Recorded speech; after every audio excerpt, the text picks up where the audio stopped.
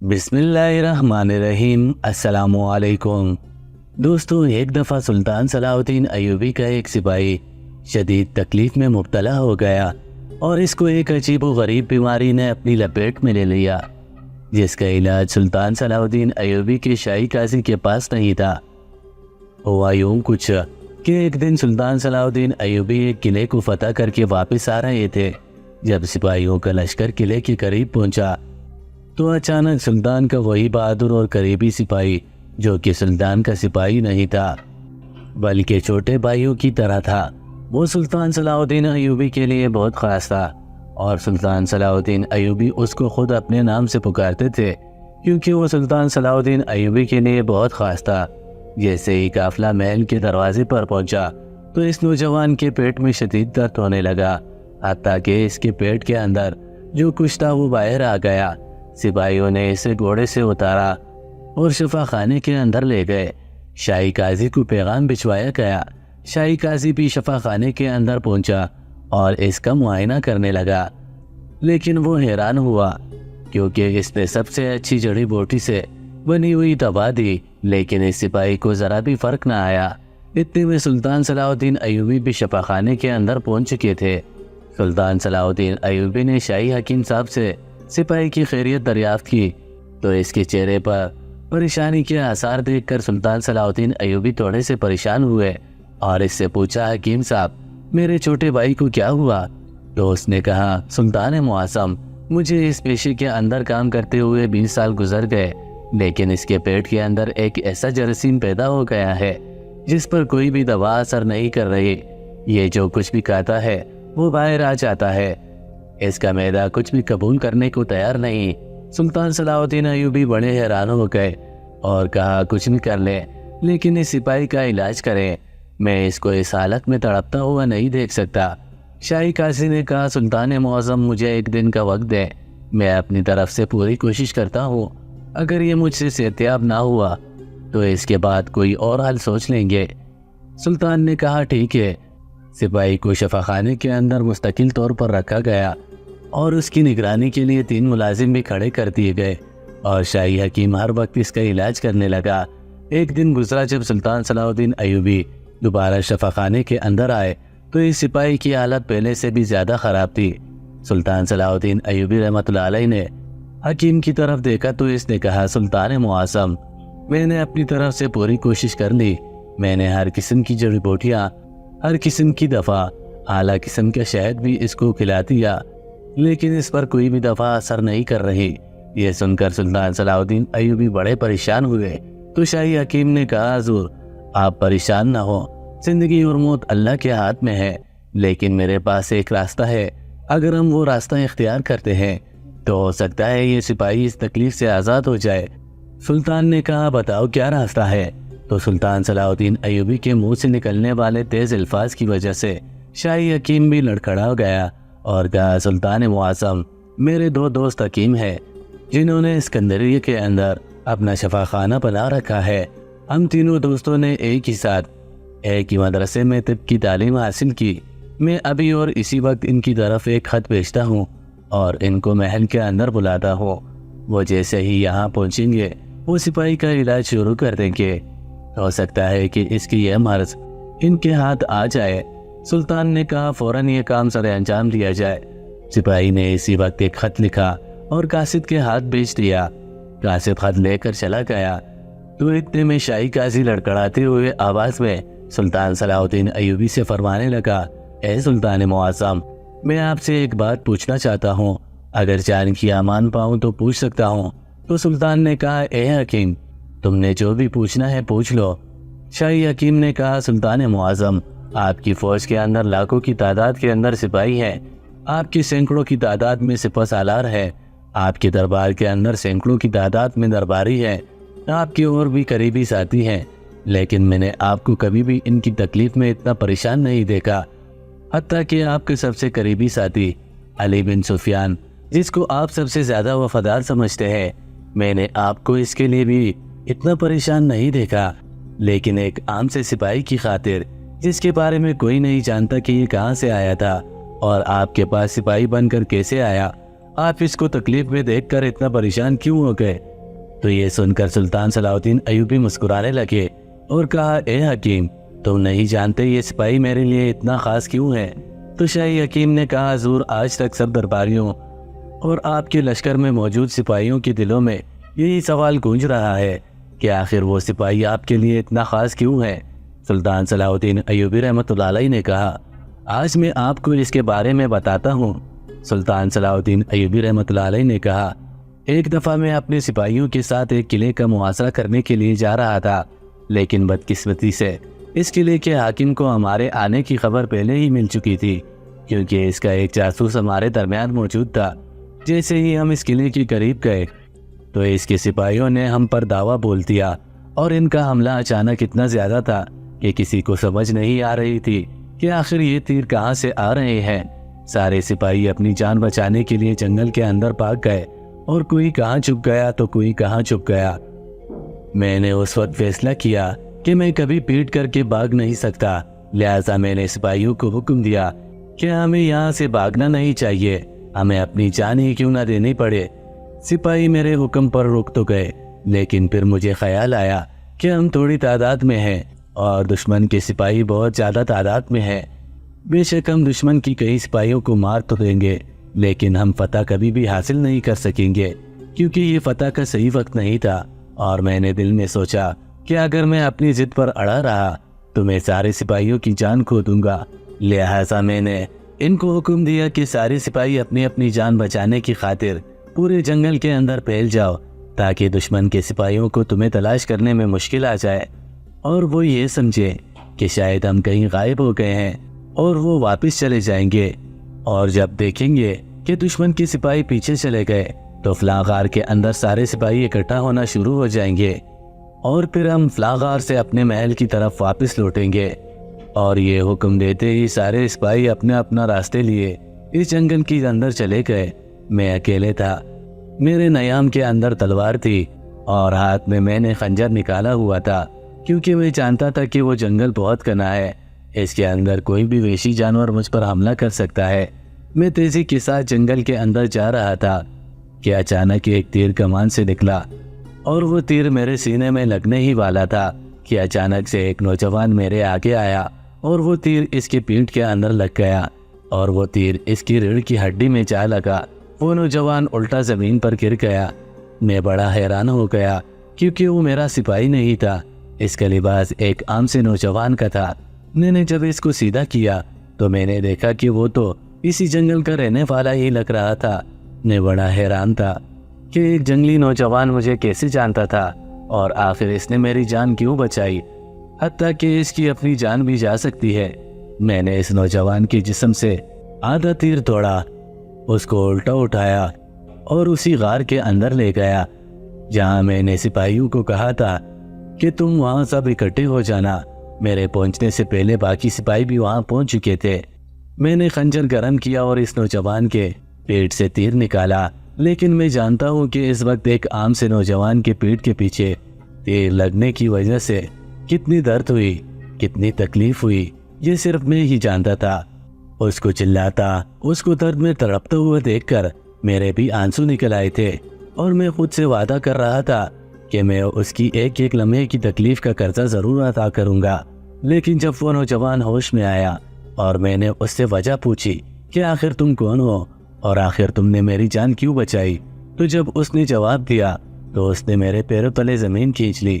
اس نے کہا، اے بہادر انسان، میں نہیں جانتا تم کون ہو، میں تو اس جنگل میں رہتا ہوں اور میں نے کبھی تمہیں نہیں دیکھا، لیکن آج پہلی مرتبہ جب میں نے تمہیں دیکھا تو مجھے ایسے لگا کہ تمہارے بعد کوئی بھی اتنا بہادر انسان نہیں آئے گا جو مسلمانوں کے حقوق کی حفاظت کر سکے۔ میں نے تمہارے چہرے سے ہی دیکھ لیا کہ تم بہت بڑی فتوحات کرو گے۔ میں نے تیرے چہرے سے ہی دیکھ لیا کہ ایک دن تیرے ہاتھ میں بیت المقدس کی فتح اور بیت المقدس مسلمانوں کی ملکیت ہو جائے گی۔ یہ سن کر میں اور سارے سپاہی حیران ہو گئے کہ ایک جنگلی نوجوان کو کیسے پتا کہ سلطان صلاح الدین ایوبی اتنا بہادر ہے، اتنی بڑی فتوحات حاصل کرے گا۔ تو سلطان صلاح الدین ایوبی رحمۃ اللہ علیہ نے کہا کہ آخر تمہیں کیسے پتہ چلا؟ تو اس نے کہا کہ اگر دیکھنے کے لیے آنکھیں موجود ہوں تو حضور پاک صلی اللہ علیہ وآلہ وسلم کے چہرے پر ہی سب کچھ واضح نظر آتا تھا۔ پھر میں نے اسے کہا کہ تم جانتے ہو میں کون ہوں؟ اس نے کہا میں نہیں جانتا۔ تو میں نے جب بتایا کہ میں اس سلطنت کا سلطان ہوں تو اس کے ہوش اڑ گئے۔ وہ نہیں جانتا تھا کہ اس نے کتنا بڑا احسان اتنے عظیم سلطان پر کر دیا۔ اے حکیم، میں اس نوجوان کو 40 دن اس ریڑھ کی ہڈی میں تیر لگنے کی وجہ سے تکلیف میں تڑپتا ہوا دیکھتا رہا، لیکن اس نوجوان کو جتنی بھی تکلیف ہوتی، لیکن جب میں اس کے سامنے جاتا تو وہ اپنے چہرے پر ذرا بھی درد تکلیف کو محسوس نہیں ہونے دیتا تھا، تاکہ میں خود کو قصوروار نہ سمجھوں۔ اس لیے وہ اپنی اس تکلیف کو میرے سامنے چھپا دیتا تھا، لیکن میں جانتا تھا کہ وہ کتنی زیادہ تکلیف میں ہے، حتیٰ کہ اس کی تکلیف کی وجہ وہ کئی ماہ چل بھی نہیں سکا اور وہ بستر پر پڑا رہا۔ لیکن اللہ نے اسے شفا دی، اور جب وہ صحت یاب ہوا تو میں نے اس سے کہا تم بتاؤ آخر میں تمہاری کیسے مدد کروں؟ تو اس نے کہا حضور آپ میری مدد نہ کریں، بلکہ آپ مجھے اپنی خدمت کا موقع دیں اور اپنے ساتھ لڑتے ہوئے شہید ہونے کی اجازت دیں۔ جب یہ بات میں نے سنی تو میں بڑا حیران رہ گیا کہ ایک جنگل کے اندر رہنے والے نوجوان کے اندر شہادت کا جذبہ اتنا ہو سکتا ہے، مجھے یقین نہیں آ رہا تھا۔ اور اے حکیم صاحب، یہی وجہ ہے کہ وہ نوجوان سپاہی میری بہت زیادہ قریب ہے۔ میں اسے دل سے ہی اپنا چھوٹا بھائی سمجھتا ہوں اور اس کے لیے میں جان دینے کو بھی تیار ہو جاتا ہوں۔ یہ سن کر وہ شاہی حکیم بھی بڑا حیران ہوا کہ میں نے ایک عام سے سپاہی کو اتنے خوش نصیب کبھی نہیں دیکھا کہ جس کو تکلیف میں دیکھ کر وقت کا سلطان بھی تکلیف میں ہے۔ اب شاہی حکیم کا بھیجا ہوا پیغام اس کے دوستوں حکیموں تک پہنچا تو سلطان صلاح الدین ایوبی کی شاہی حکیم کو پیغام سنتے ہی وہ حکیم فوراً سلطان کے محل کے اندر داخل ہو گئے۔ سلطان صلاح الدین ایوبی رحمۃ اللہ علیہ نے انہیں حکم دیا کہ تمہیں جو بھی انعام چاہیے ہوگا تمہیں مل جائے گا، لیکن میرے اس بہادر نوجوان کو صحتیاب کرو۔ انہوں نے اس نوجوان کا معائنہ کرنا شروع کر دیا۔ 2 دن تک وہ اس کو دوائیاں دیتے رہے، جڑی بوٹیاں کھلاتے رہے، لیکن انہوں نے بھی وہی جواب دیا جو چند دن پہلے شاہی حکیم دے چکا تھا۔ اپنے بہادر سپاہی کو، اپنے چھوٹے بھائیوں کی طرح سپاہی کو اتنا تکلیف میں دیکھ کر سلطان صلاح الدین ایوبی خود پریشان ہو رہے تھے۔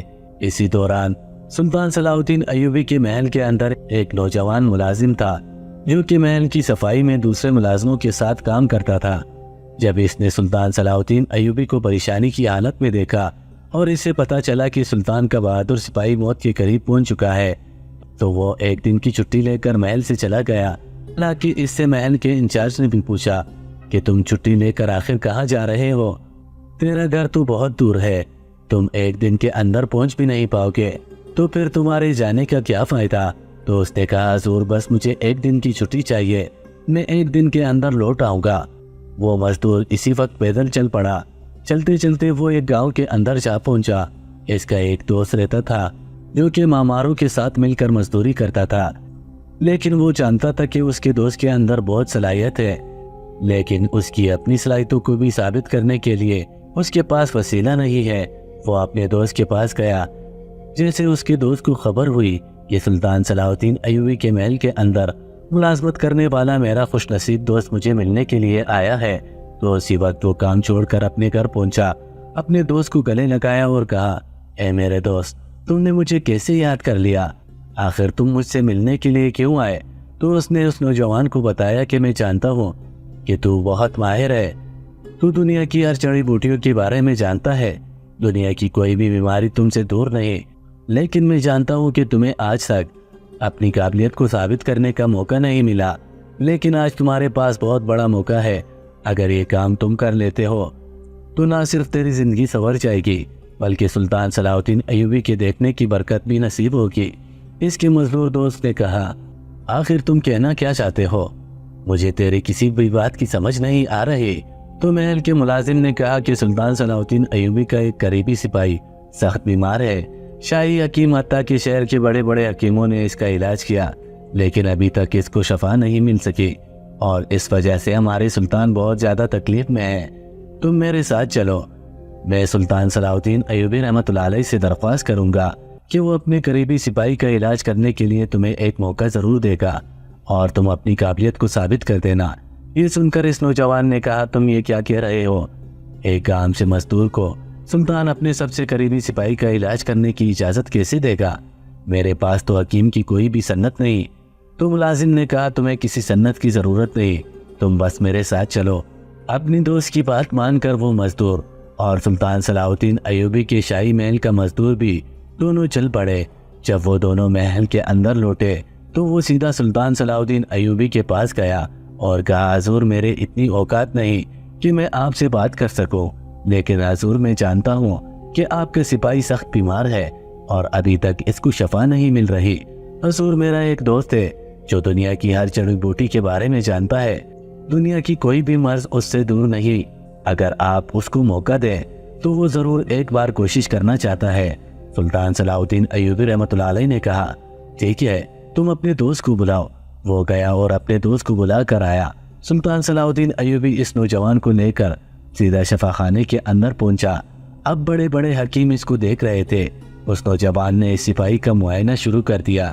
تھوڑی دیر گزری تو اس نوجوان نے کہا، سلطان معظم، اس نوجوان کا علاج ہو سکتا ہے، لیکن مجھے اس کے لیے 3 جنگلی بھیڑیں چاہیے ہوں گی۔ یہ سن کر شاہی حکیم نے کہا، اے نوجوان، کیا تم ہمیں بیوقوف سمجھتے ہو؟ جس نوجوان کا علاج بڑے بڑے حکیم نہیں کر سکے، جس بیماری کو ختم کرنے کے لیے ہر قسم کی جڑی بوٹیاں تیار کی گئی اور اس کو کھلائی گئی، ان جڑی بوٹیوں سے اس کو شفا نہیں ملی، اور تم کہہ رہے ہو کہ 3 جنگلی بھیڑوں سے اس کا علاج ہوگا؟ یہ تم کیا کہہ رہے ہو؟ تو سلطان صلاح الدین ایوبی رحمۃ اللہ علیہ نے شاہی حکیم کی طرف دیکھا اور کہا، تم خاموش ہو جاؤ، اس نوجوان کو کہنے دو جو یہ کہنا چاہتا ہے۔ سلطان صلاح الدین ایوبی نے حکم دیا کہ ابھی اور اسی وقت 3 جنگلی بھیڑیں پکڑ کر لاؤ، لیکن سلطان صلاح الدین ایوبی خود بھی حیران تھے کہ اتنی بڑی بیماری کا علاج 3 بھیڑوں کے اندر کیسے چھپا ہوا ہے۔ چند ہی گھنٹوں کے اندر سپاہی پکڑ کر لائے۔ اس نے حکم دیا کہ ایک بھیڑ کو ذبح کرو اور اس کا گوشت بھون کر اس کو کھلا دو۔ اسی وقت بھیڑ ذبح کی گئی، اس کا گوشت بھونا گیا اور اس سپاہی کو کھلا دیا گیا جو موت کے قریب جا چکا تھا۔ جیسے ہی اس کو گوشت کھلایا گیا، سارے حکیم دیکھ رہے تھے کہ جیسے ہی گوشت اس کے پیٹ کے اندر جائے گا اسی وقت باہر نکل آئے گا، تو پھر یہ اس کا علاج کیسے کرے گا؟ لیکن جیسے اس نوجوان نے گوشت کھایا تو اس کو کچھ نہ ہوا۔ سلطان صلاح الدین ایوبی اور شاہی حکیم بھی حیران تھے کہ اب دوسرا دن گزرا۔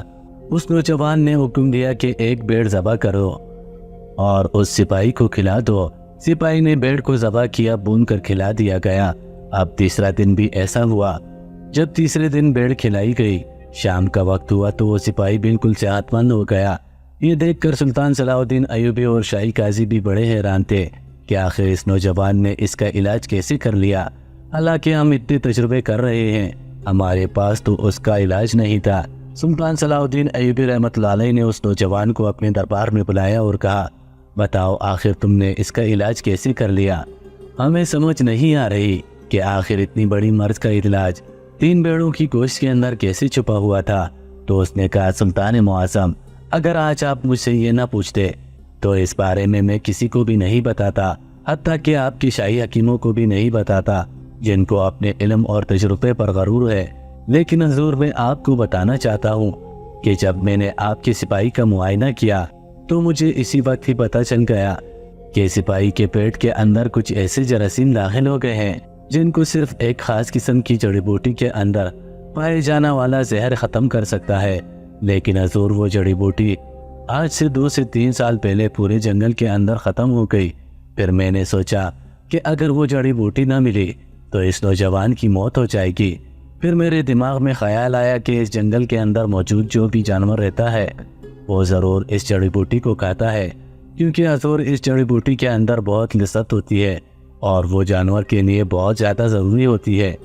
میں جانتا تھا کہ اس جنگل کے اندر جنگلی بھیڑیں بھی موجود ہیں، اور میں یہ بات بھی جانتا تھا کہ اگر اس بھیڑ نے وہ جڑی بوٹی کھائی ہوگی تو اس جڑی بوٹی کا اثر اس بھیڑ کی گوشت میں ضرور ہوگا۔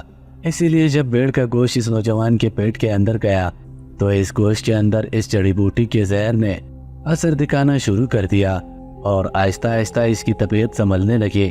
اور جب 3 دن تک اس نے مسلسل گوشت کھایا تو اس جڑی بوٹی نے اپنا پورا اثر دکھا دیا اور اس کے پیٹ میں موجود سب بیماریاں ختم ہو گئی، اور اسی وجہ سے یہ نوجوان صحتیاب ہو گیا۔ یہ دیکھ کر سلطان صلاح الدین ایوبی بہت حیران ہو گئے کہ ایک نوجوان جو کہ مزدوری کرتا ہے، اتنا عقل مند اور تجربہ کار ہے، لیکن اس کے پاس روزگار نہیں ہے، اسی لیے وہ چند سکوں کی خاطر مزدوری کر رہا ہے۔ سلطان صلاح الدین ایوبی نے حکم دیا کہ اس نوجوان کو شاہی حکیموں کے ساتھ شاگردی کے طور پر رکھا جائے، اور جب کبھی شاہی حکیم محل کے اندر موجود نہیں ہوں گے تو یہ نوجوان ہی ہمارے زخمی سپاہیوں اور بیمار سپاہیوں کا علاج کرے گا۔ اور اس کے بعد ماماروں کے ساتھ چند سکوں پر مزدوری کرنے والا نوجوان اپنی عقل مندی اور تجربے کی وجہ سے سلطان صلاح الدین ایوبی کے محل کا شاہی حکیم بن گیا۔ مزید ایسی سبق آموز واقعات اور کہانیوں کے لیے ہمارے چینل کو ضرور سبسکرائب کریں۔ اللہ حافظ۔